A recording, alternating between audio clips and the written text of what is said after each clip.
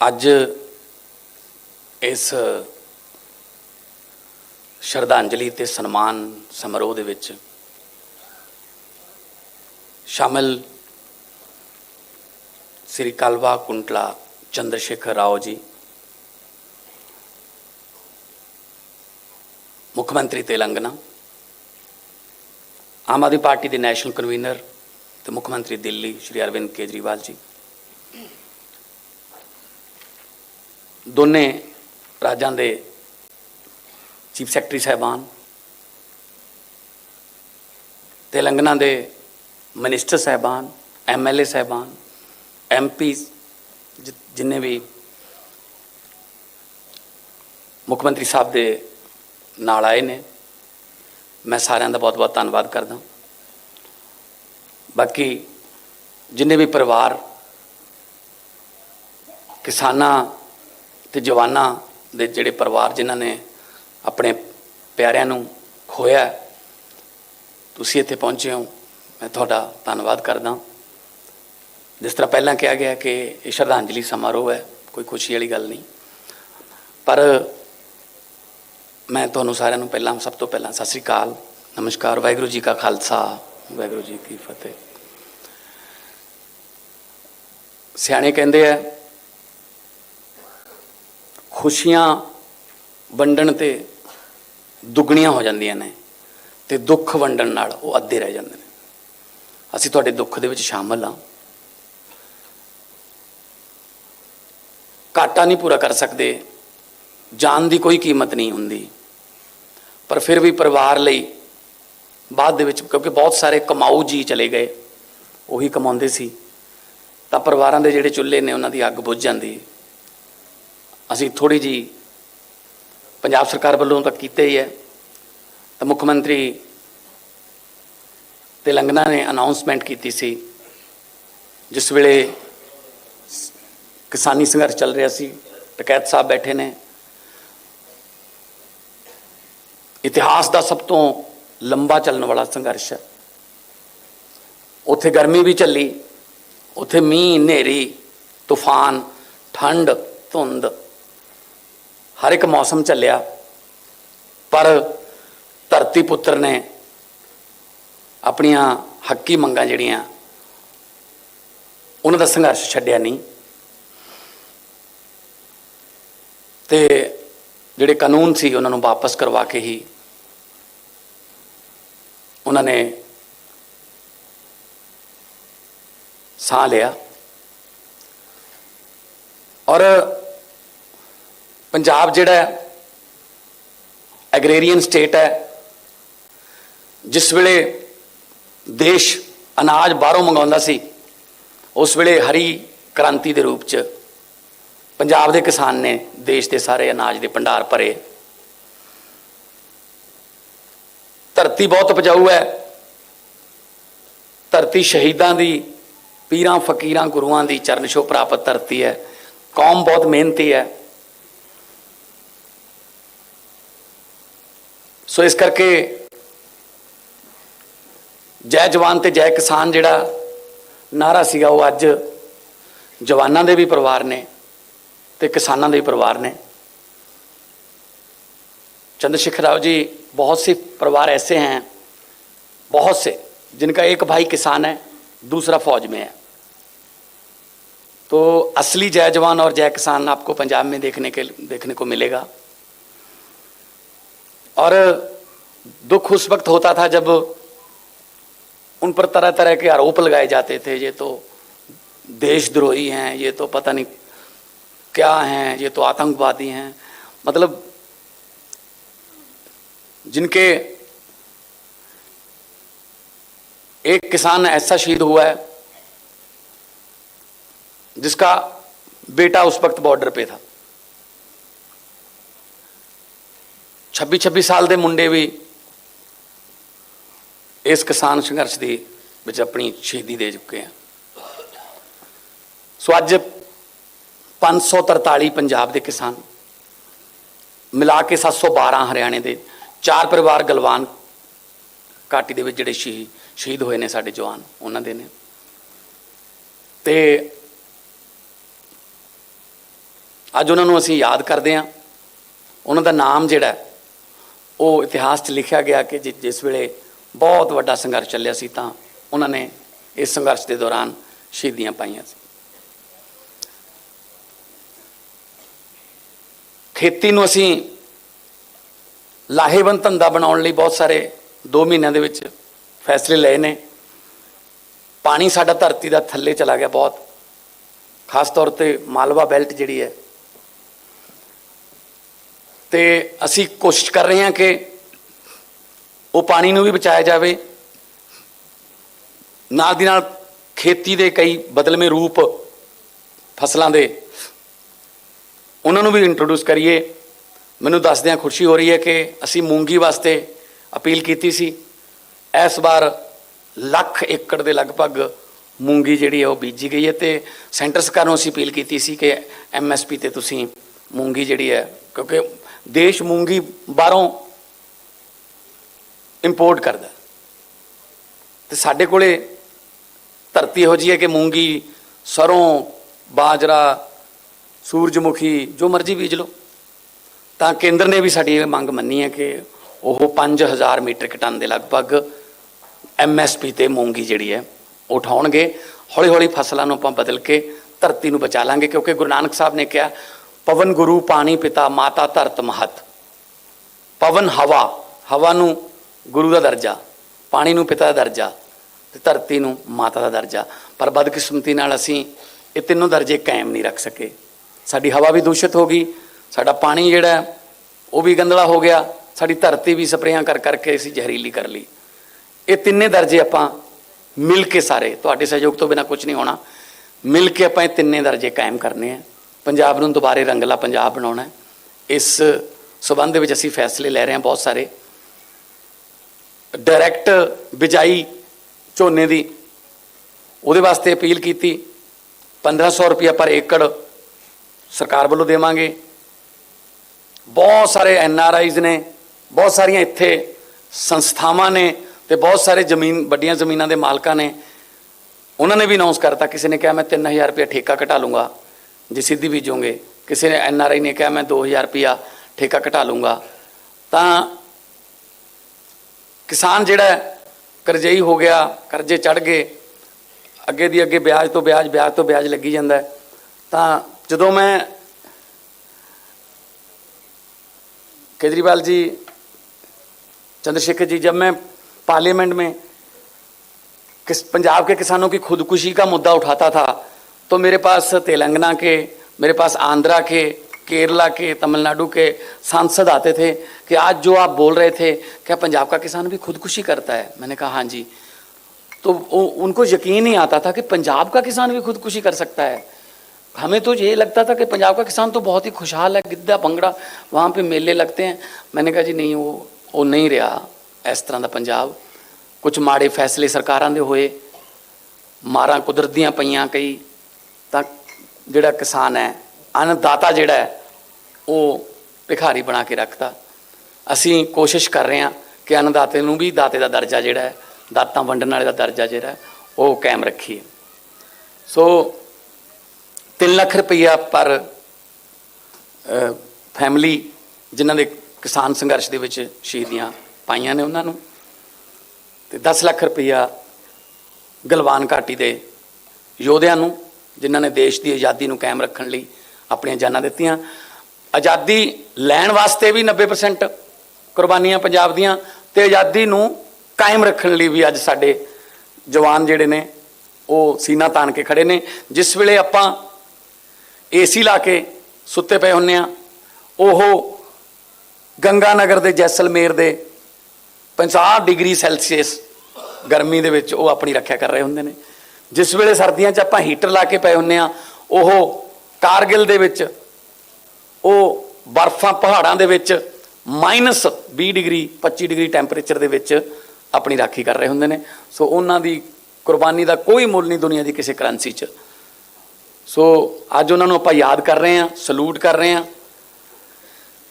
ਤੇ ਮੈਂ ਜਿੰਨੇ ਵੀ ਮਹਿਮਾਨ ਸਾਡੇ ਤੇਲੰਗਾਨਾ ਤੋਂ ਆਏ ਨੇ, ਦਿੱਲੀ ਤੋਂ ਸਾਡੇ ਅਫਸਰ ਸਾਹਿਬਾਨ ਆਏ ਨੇ, ਔਰ ਜਿੰਨੇ ਵੀ ਕਿਸਾਨ ਨੇਤਾ ਜਾਂ ਕਿਸਾਨ ਯੂਨੀਅਨਾਂ ਨਾਲ ਜੁੜੇ ਹੋਏ ਲੋਕ ਆਏ ਨੇ, ਵੱਖ-ਵੱਖ ਕਿਸਾਨ ਯੂਨੀਅਨ ਨਾਲ ਤੁਸੀਂ ਜੁੜੇ ਹੋਏ ਹੋ। ਸੋ ਇਹ ਫੰਕਸ਼ਨ ਜਿਹੜਾ ਇਹ ਸਿਰਫ ਤੁਹਾਡੇ ਪਿਆਰਿਆਂ, ਤੁਹਾਡੇ ਸਤਿਕਾਰਿਆਂ, ਤੁਹਾਡੇ ਬੱਚਿਆਂ ਦੇ ਸਨਮਾਨ ਦੇ ਵਿੱਚ ਹੈ, ਜੋ ਅੱਜ ਇਸ ਦੁਨੀਆ 'ਚ ਨਹੀਂ ਹੈਗੇ। ਤਾਂ ਥੋੜ੍ਹਾ ਬਹੁਤ ਆਤਮਾ ਨੂੰ ਉਹਨਾਂ ਦੀ ਨੂੰ ਸਕੂਨ ਮਿਲੂਗਾ ਕਿ ਚਲੋ ਹੈਗੇ ਨੇ ਸਾਨੂੰ ਯਾਦ ਕਰਨ ਵਾਲੇ, ਹੈਗੇ ਨੇ ਸਾਡੇ ਘਰਦਿਆਂ ਦਾ ਹੱਥ ਫੜਨ ਵਾਲੇ, ਬਾਂਹ ਫੜਨ ਵਾਲੇ। ਕਿਉਂਕਿ ਮੈਂ ਦੇਖ ਰਿਹਾ ਸੀ ਇਸ ਪ੍ਰੋਗਰਾਮ ਦੇ ਵਿੱਚ, ਇੱਥੇ ਮੀਡੀਆ ਵਾਲੇ ਸੱਜਣ ਇੰਟਰਵਿਊ ਕਰ ਰਹੇ ਸੀ ਤਾਂ ਬਹੁਤ ਸਾਰੀਆਂ ਮਾਵਾਂ ਤੋਂ ਬੋਲਿਆ ਨਹੀਂ ਜਾ ਰਿਹਾ ਸੀ, ਅੱਖਾਂ 'ਚ ਅੱਥਰੂ ਆ ਗਏ। ਕਿਉਂਕਿ ਮਾਂ ਨੂੰ ਤਾਂ ਕਦੇ ਜ਼ਿੰਦਗੀ 'ਚ ਭੁੱਲ ਹੀ ਨਹੀਂ ਸਕਦਾ। ਖਾਸ ਤੌਰ 'ਤੇ ਦੁਨੀਆ ਦਾ ਸਭ ਤੋਂ ਵੱਡਾ ਬੋਝ ਮੰਨਿਆ ਗਿਆ ਪਿਓ ਦੇ ਮੋਢੇ 'ਤੇ ਪੁੱਤ ਦੀ ਅਰਥੀ, ਬਹੁਤ ਵੱਡਾ ਬੋਝ, ਸਭ ਤੋਂ ਵੱਡਾ ਬੋਝ ਮੰਨਿਆ ਗਿਆ। ਬਦਕਿਸਮਤੀ ਨਾਲ ਬਹੁਤ ਸਾਰੇ ਪੰਜਾਬ ਦੇ ਬਾਪ ਜਿਹੜੇ ਨੇ ਉਹ ਇਹ ਬੋਝ ਨੂੰ ਢੋਂਦੇ ਨੇ। ਕਦੇ ਨਸ਼ਿਆਂ ਨੇ ਮਾਰਤੇ, ਕਦੇ ਗਰੀਬੀ ਨੇ ਮਾਰਤੇ, ਬੇਰੁਜ਼ਗਾਰੀ ਨੇ ਮਾਰਤੇ। ਆਪਾਂ ਹੌਲੀ ਹੌਲੀ ਠੀਕ ਕਰਾਂਗੇ। ਸੱਚੀ ਨੀਅਤ ਨਾਲ ਸਰਕਾਰ ਚੱਲ ਰਹੀ ਹੈ। ਤੁਸੀਂ ਐਡਾ ਵੱਡਾ ਫਤਵਾ ਦਿੱਤਾ ਹੈ, ਉਸ ਫਤਵੇ ਦਾ ਸਤਿਕਾਰ ਕਰਾਂਗੇ ਅਤੇ ਜਿੱਥੋਂ ਵੀ ਮੌਕਾ ਮਿਲੂਗਾ, ਚਾਹੇ ਪੰਜਾਬ ਦੀ ਇੰਡਸਟਰੀ ਹੋਵੇ, ਦੁਕਾਨਦਾਰ ਹੋਣ, ਵਪਾਰੀ ਹੋਣ, ਕਿਸਾਨ ਹੋਣ, ਮਜ਼ਦੂਰ ਹੋਣ,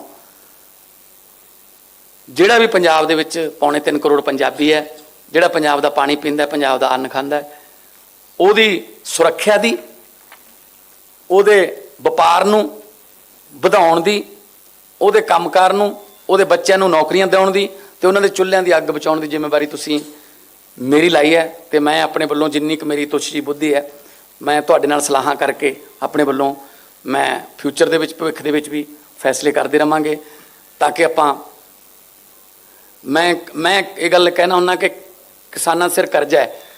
ਮੈਂ ਕਿਸਾਨਾਂ ਨੂੰ ਕਰਜ਼ਾ ਮਾਫੀ ਨਹੀਂ, ਕਰਜ਼ਾ ਮੁਕਤੀ ਦਿਵਾਉਣੀ ਚਾਹੁੰਦਾ। ਸਾਨੂੰ ਕਿਉਂ ਲੈਣੇ ਪੈ ਰਹੇ ਨੇ ਕਰਜ਼ੇ? ਲੋੜ ਹੀ ਨਾ ਪਵੇ। ਇੰਨੀ ਫਰਟਾਈਲ ਧਰਤੀ ਹੈ, ਮੈਂ ਪੂਰੀ ਦੁਨੀਆ ਘੁੰਮੀ ਹੈ ਕਲਾਕਾਰ ਦੇ ਤੌਰ 'ਤੇ, ਕਿਤੇ ਇੰਨੀ ਉਪਜਾਊ ਧਰਤੀ ਨਹੀਂ ਜਿਹੜੀ 1 ਸਾਲ ਦੇ ਵਿੱਚ 150 ਮਣ ਦਾਣੇ ਪੈਦਾ ਕਰ ਦਿੰਦੀ ਹੈ। 90 ਮਣ ਝੋਨਾ, 60 ਮਣ ਕਣਕ। ਹੁਣ ਤਾਂ ਮੂੰਗੀ ਵਿੱਚ ਆ ਗਈ, ਉਹ ਵੀ ਵਿੱਚ ਹੀ ਆ ਗਈ।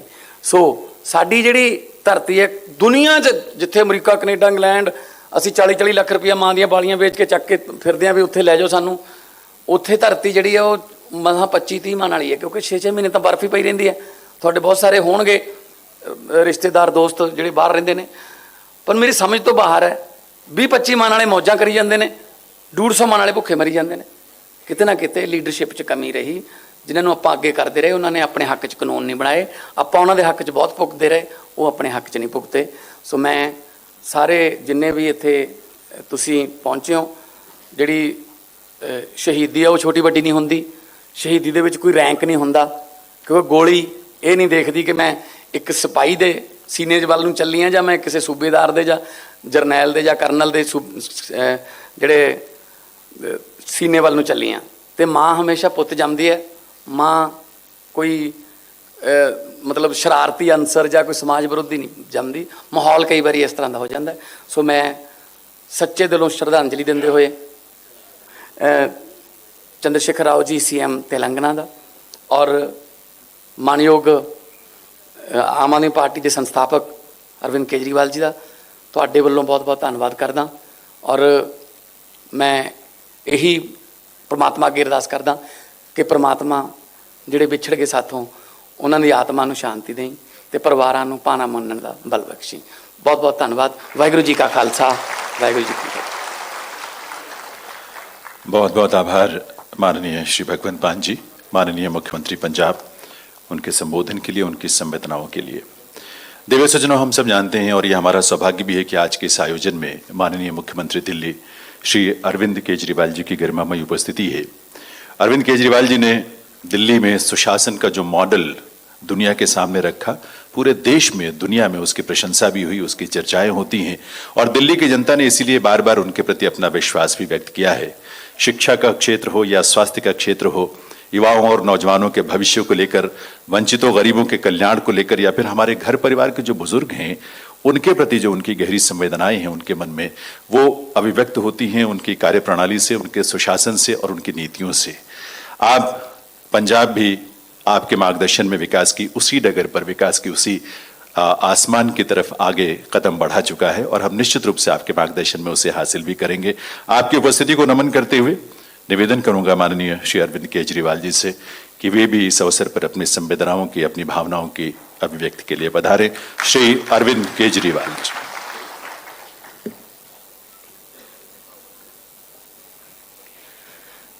मंच पे मौजूद तेलंगाना के सम्मानित मुख्यमंत्री माननीय चंद्रशेखर राव जी, पंजाब के मुख्यमंत्री श्री भगवंत मान साहब, तेलंगाना के चीफ सेक्रेटरी साहब, पंजाब के चीफ सेक्रेटरी साहब, किसानों के नेता राकेश टिकैत साहब, तेलंगाना से आए हुए सभी मंत्रीगण, एमपीज़, एमएलएज़, सभी अधिकारीगण और हरियाणा और पंजाब से आए हुए उन सभी परिवारों को जिन्होंने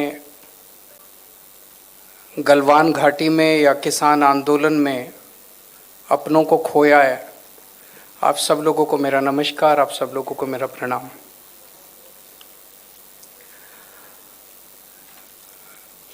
दोस्तों, आज हम आप सब लोगों को यहाँ पे एक सम्मान राशि तो देंगे, लेकिन जो आप लोगों ने अपनों को खोया है उनकी जान की कीमत नहीं लगाई जा सकती।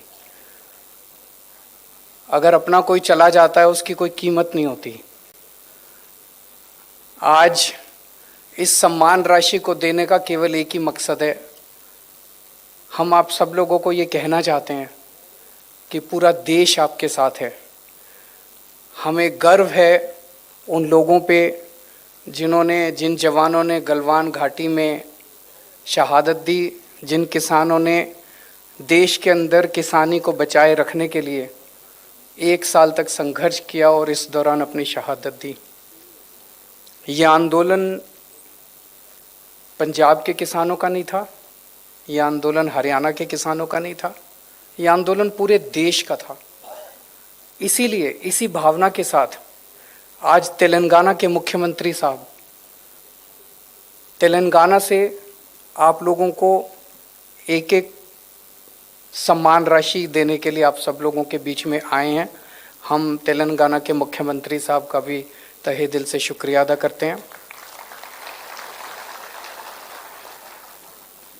पंजाब सरकार पहले ही उन सब परिवारों को सम्मान राशि के रूप में कुछ दे चुकी थी। आज तेलंगाना से आए हैं, ये दिखाता है कि सारा देश आपके साथ है। ये किसी एक राज्य या एक किसी वर्ग का आंदोलन नहीं था। मुझे याद है ये आंदोलन दिल्ली के बॉर्डर पे हुआ था और दिल्ली का मुख्यमंत्री होने के नाते मेरा अपनी तरफ से ये एक हवन था, अपनी तरफ से मैंने भी उसके अंदर थोड़ी बहुत आहुति दी। हम जो भी कर सकते थे हमने वो सब किया। मुझे याद है जब सबसे पहले पंजाब से और हरियाणा से किसान चले थे और किसान दिल्ली की तरफ कूच कर रहे थे और रास्ते में थे किसान, तभी हमारे पास केंद्र सरकार से एक फाइल आई कि भाई किसान दिल्ली की तरफ कूच कर रहे हैं, इन सभी किसानों को गिरफ्तार करने के लिए हमें दिल्ली के स्टेडियम जितने हैं उन सारे स्टेडियम को जेल बनाना है, ताकि जब किसान दिल्ली में एंटर करेंगे तो उनको सबको हम जेल में कैद कर लेंगे। क्योंकि जो मौजूदा जेल है वो तो इतनी बड़ी जेल नहीं थी कि इतने सारे किसानों को कैद किया जा सके। मैं भी आंदोलन से निकला हुआ हूँ, अन्ना आंदोलन से हम लोग निकले हुए हैं और अन्ना आंदोलन के समय हमारे साथ भी यही हुआ था कि अन्ना आंदोलन के समय जितने लोग रामलीला मैदान में जंतर मंतर पे आते थे उन सबको जब गिरफ्तार किया करती थी सरकारें तो जेलें छोटी पड़ जाती थी। तो वो सारे स्टेडियम में हम लोगों को गिरफ्तार करते थे। मैं भी कई दिन स्टेडियम में गिरफ्तार रहा हूँ। तो मैं समझ गया कि ये किसानों के आंदोलन को ख़त्म करने की एक साजिश है। अगर जो किसान दिल्ली के बॉर्डर पे पहुँच रहे थे, दिल्ली में एंटर करने के बाद अगर उनको सबको स्टेडियम के अंदर कैद कर दिया जाता तो किसान आंदोलन उसके बाद वो स्टेडियम के अंदर ही रह जाता। तो वो फाइल केंद्र सरकार के पास आई। किस्मत अच्छी थी कि वो पावर हमारे पास थी स्टेडियम को जेल में कन्वर्ट करने की, और हमने इतना प्रेशर हमारे ऊपर डाला गया केंद्र सरकार के द्वारा कि आप हमने करने से मना कर दिया। हमने कहा नहीं, हम स्टेडियम को जेल में कन्वर्ट नहीं करेंगे। और उसके बाद इतनी ज़्यादा नाराज़ हुए सब लोग, लेकिन हम किसानों के साथ खड़े रहे। उसके बाद किसानों के लिए लंगर लगाने का, पानी का इंतज़ाम करने का, दिल्ली सरकार द्वारा टॉयलेट का इंतज़ाम करने का, तो इस पूरे हवन में मुझे खुशी होती है कि मुझे भी मौका मिला अपने किसान भाइयों को जो संघर्ष कर रहे थे उनकी सेवा करने का। जिस तरह से हम सेवा कर सकते थे हमने सेवा करने की कोशिश की। आज भी जब पंजाब के अंदर हमारी सरकार बनी है, आम आदमी पार्टी की सरकार बनी है, हमारी पूरी कोशिश है, हमारी सबसे पहली कोशिश है कि किस तरह से किसानों की आमदनी को बढ़ाया जाए। हम पूरी तरह से इस नतीजे पे पहुंचे हैं कि जब तक किसानों की आमदनी को नहीं बढ़ाया जाएगा, किसानों की आय को नहीं बढ़ाया जाएगा, किसान देश के अंदर हमेशा दुखी रहेगा, आत्महत्या करता रहेगा, कर्जे में डूबा रहेगा, घर में कोई बीमार हो जाएगा उसके लिए कर्जा लेगा और कर्जे की साइकिल के अंदर डूबा रहेगा और आत्महत्या करता रहेगा। मुझे बेहद खुशी है कि पंजाब के जो नए मुख्यमंत्री हैं मान साहब, ये भी किसानी के बैकग्राउंड से आते हैं और इसीलिए पिछले कुछ दिनों के अंदर इन्होंने जो निर्णय लिए, एक निर्णय लिया कि अभी जब तक अगली फसल नहीं उगाते तब तक एक मूंगी की फसल उगा लेते हैं और मूंगी के ऊपर पंजाब सरकार एमएसपी देगी। ये एक ऐसा व्यक्ति निर्णय ले सकता था जो ज़मीन से जुड़ा हुआ है, जिसे किसानी के बारे में पता है, और एक ऐसा व्यक्ति निर्णय ले सकता था जो कि किसानों के साथ खड़ा है। ये पहले वाली सरकारें भी ले सकती थी, लेकिन मान साहब ने यह निर्णय लिया कि मूंगी के ऊपर एमएसपी दी जाएगी।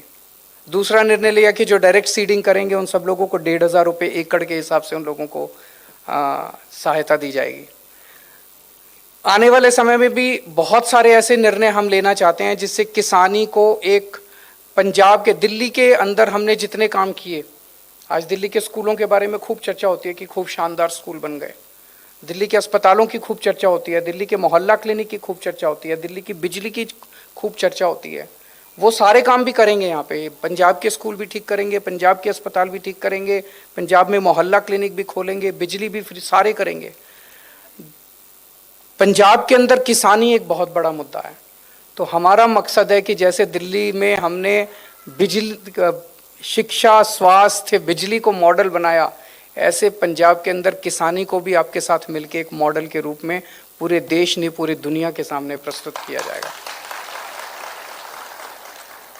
आज एक वकील का बेटा वकील बनना चाहता है, एक फिल्म एक्टर का बेटा फिल्म एक्टर बनना चाहता है, डॉक्टर का बेटा डॉक्टर बनना चाहता है, लेकिन किसान का बेटा किसान नहीं बनना चाहता, क्योंकि किसानी फायदे का धंधा नहीं बचा, फायदे का सौदा नहीं बचा।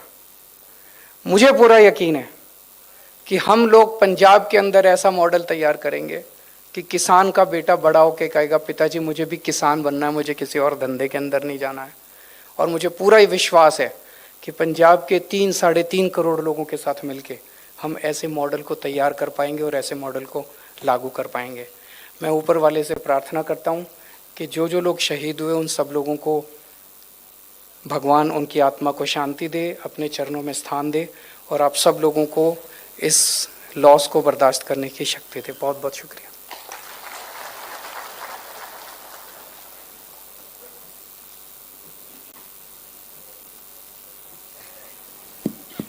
बहुत बहुत आभार माननीय मुख्यमंत्री दिल्ली श्री अरविंद केजरीवाल जी का, उनकी संवेदनाओं के लिए, उनके उस ढाढ़स के लिए और उनके उस समर्थन के लिए जो उनकी उपस्थिति से हम सबको मिल रहा है।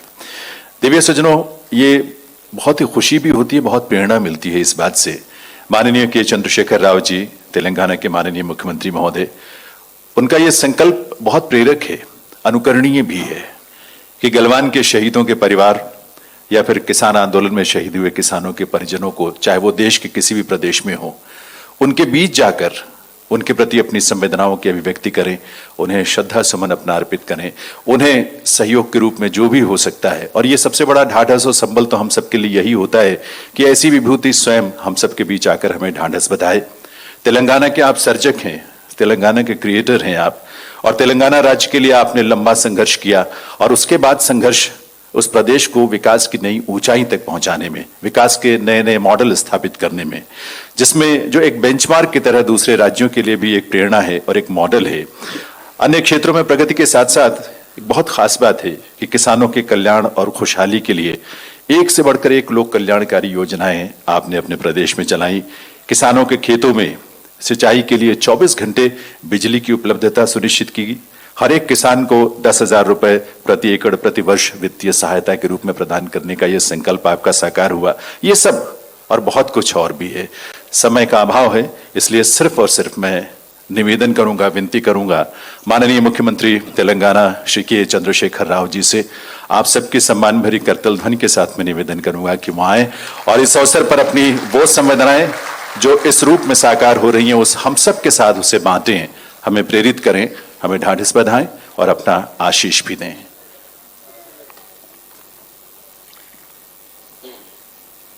माननीय मुख्यमंत्री पंजाब राज्य श्री भगवंत सिंह मान जी,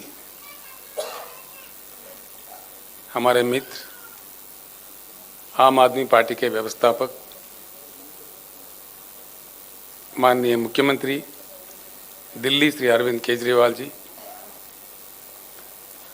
दोनों राज्यों के तेलंगाना और पंजाब राज्यों के चीफ सेक्रेटरीज,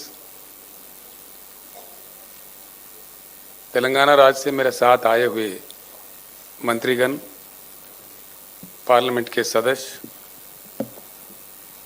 एमएलएज और अन्य साथी, सभा में उपस्थित किसान नेता हमारे मित्र राकेश टिकायत जी और पंजाब राज्य के भी जो किसान नेता है वो नेतागण, सभा में उपस्थित भाइयों और बहनों, सत श्री अकाल। ये कोई खुशी की बात नहीं है, दुख की बात है। अफसोस है कि 75 साल के आज़ादी के बाद हम लोगों को इस तरह के सभाएं करने पड़ते हैं। आंखों में पानी आ जाता है, बड़ा दर्द होता है। आखिर ऐसा क्यों है हमारा देश? इसके बारे में जरूर चिंता करने की जरूरत है। हर चीज के लिए हर किसी को काफी मशक्कत करनी पड़ती है। इसके जड़ कहाँ है, इसका वजह क्या है, इस चीज पे जरूर चर्चा हो, ये मैं दिल से चाहता हूं। हिंदुस्तान के एक शहरी होने के नाते कईयों ऐसे समस्याएं हैं जिनके लिए लोगों को लड़ने पड़ते हैं, मरने पड़ते हैं, शहादत देनी पड़ती है। क्या मजबूरी है? हम ही नहीं, दुनिया में कई देश है, समस्याएं हर जगह होती है। ऐसा नहीं है कि किसी समस्या किसी देश में नहीं है, लेकिन हमारे पास जिस प्रकार की समस्याएं हैं इस प्रकार के कहीं भी नहीं होते। फिर आप लोगों ने जो शहादत दी है, आपके परिजनों ने किसान आंदोलन चलाते हुए केंद्र सरकार को मजबूर करके अपने कानून वापस लेने तक जो लड़ाई जारी रखे, मैं उन तमाम किसान नेताओं को, किसान भाइयों को सर झुका के प्रणाम करता हूं। जो लोग शहीद हुए, हम उनको वापस तो ला नहीं सकते, लेकिन जैसा माननीय केजरीवाल जी ने कहा, माननीय मान साहब ने कहा, हमदर्दी हम जरूर जुटा सकते हैं कि आप अकेले नहीं हैं, आपके साथ सारा देश है। हमदर्दी जताने वाला, फील करने वाले लोग हैं। पंजाब एक ऐसी महान राज्य है, महान धरती है, जहां से शहीद आजम भगत सिंह आज़ादी का जंग लड़े थे। पंजाब ने देश के लिए दो महत्वपूर्ण योगदान दे चुके हैं। एक आज़ादी के जंग में जिस प्रकार का कुर्बानियां पंजाब ने दी है, हिंदुस्तान का इतिहास कभी नहीं भूल सकता। और उसके बाद जैसा मान साहब अपने शब्दों में कह रहे थे, देश, सारा देश जब अन्न के लिए परेशान था, खाने के लिए परेशान था, पहला हरित क्रांति पंजाब में लाके अपने खून पसीना बहा के पंजाब के किसानों ने जिस प्रकार का योगदान देश को अन्न दिया, देश को खाना दिया, ये भी कोई कम बात नहीं है। बहुत बड़ा योगदान है पंजाब का, ये कभी भूला नहीं जा सकता। हिंदुस्तान के इतिहास में स्वर्णाक्षर से लिखित रहेंगे।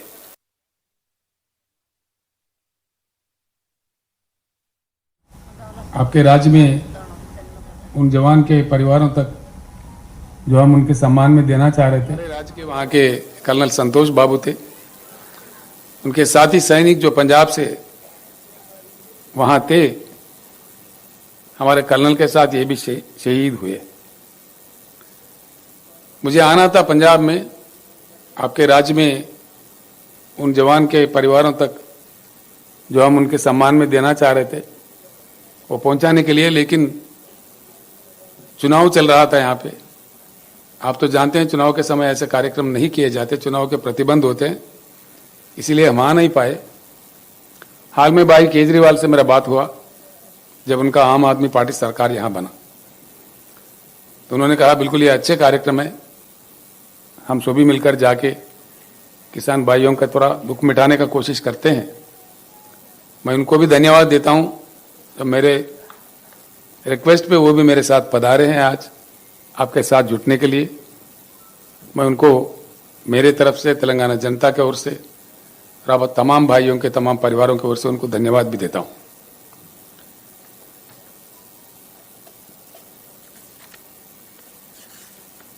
किसान भाइयों से, किसानों से मैं अनुरोध करता हूं, जैसा केजरीवाल जी ने कहा, हर राज्य में राज्यों के सरकार कुछ ना कुछ प्रयास कर रहे हैं, हम भी कर रहे हैं। हमारे पास तेलंगाना राज्य बनने से पहले हमारे किसानों का बहुत दुखद स्थिति थी। एक एक दिन 10-10, 12-12, 20-20 किसान आत्महत्या करते थे। बड़ी परेशानी थी, बिजली की किल्लत थी, बिजली पता नहीं कब आता कब जाता है, रात में दिया जाता, रात में जाओ मोटर लगाने तो सांप काटता, बड़ी परेशानी, कोई सुनने वाला नहीं था। अब तेलंगाना राज्य बनने के बाद भगवान की कृपा है, बिजली को हमने ठीक किया। पूरे राज्य में, पूरे वो चाहे उद्योग हो, कमर्शियल हो, डोमेस्टिक हो या सिंचाई के लिए किसानों को हो, 24 घंटा उच्च गुणवत्ता वाला पावर दिया जाता है और वो भी मुफ्त में दिया जाता है। ये बात मैं इसलिए जिक्र कर रहा हूं, आज जो दिल्ली में हमारे सर पे बैठे हुए सरकार है, वो कह रहा है कि भाई मीटर लगा दो, मीटर लगा के नापो, पैसे वसूल करो, उनको खून चूसो।